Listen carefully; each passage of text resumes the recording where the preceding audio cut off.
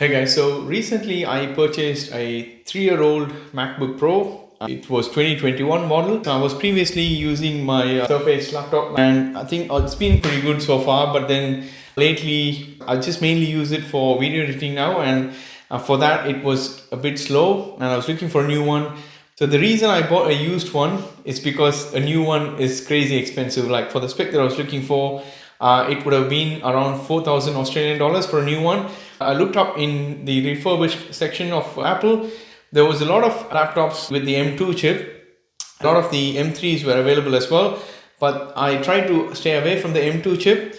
But the problem was they were either mostly 32 gigs of RAM, which meant the laptop was around 3.5 grand. So it was still pretty expensive to get a refurbished one from Apple Store. So I started looking for something that someone would be selling, on eBay. I bought this M1 Pro MacBook Pro from a friend of mine, and it does have that hard casing on it as well, which just protects the surface of the laptop. And guys, I can tell you, I think I'm really happy with the purchase, and it does have that fingerprint sensor for logging in as well, which is quite nice. I didn't realize it had that. The spec that I bought was the one with the 16 gigs of RAM and 1 terabyte of hard disk, and it's the 14-inch MacBook Pro. So far, for video editing, I think this is doing a really amazing job. If I compare it to my old laptop, the speed in which I can edit videos on this MacBook Pro is like, it's just day and night.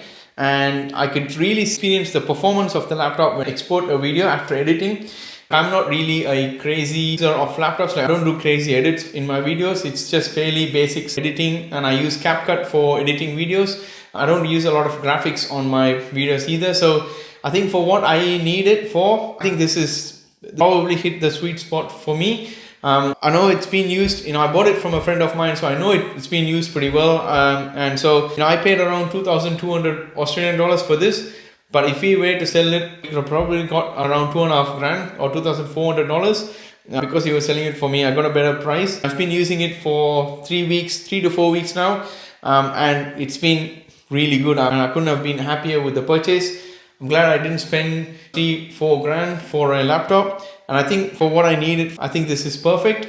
So if anyone's looking for a new MacBook Pro and you're sort of considering a new one versus a used one, I recommend getting a used one with the M1 Pro chip if you can find one in the market.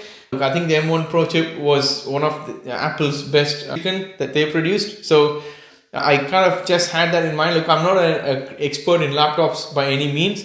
I looked at a lot of reviews. All I cared about was that I wanted 16 gigs of RAM and a terabyte of hard space. So I think I got the exact spec that I was looking for a really fair price. So if you're someone that's also looking for something similar, I think if you can find a similar spec for a reasonable price, I definitely recommend it. Although it is 3 years old, I think it still feels like a new laptop to me once I set it up.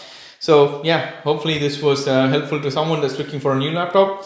And if you've got any specific questions on this used laptop, let me know in comments, and I'd be more than happy to answer them. The only issue that I have with the new MacBook is because I use a Samsung and I shoot my videos on my mobile. The problem that I have is transferring videos from my Samsung mobile to my MacBook.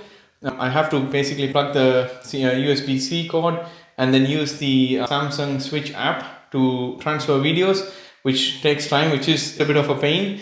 Whereas if I had an iPhone, I could use AirDrop to send my videos to my laptop, which would have been much easier.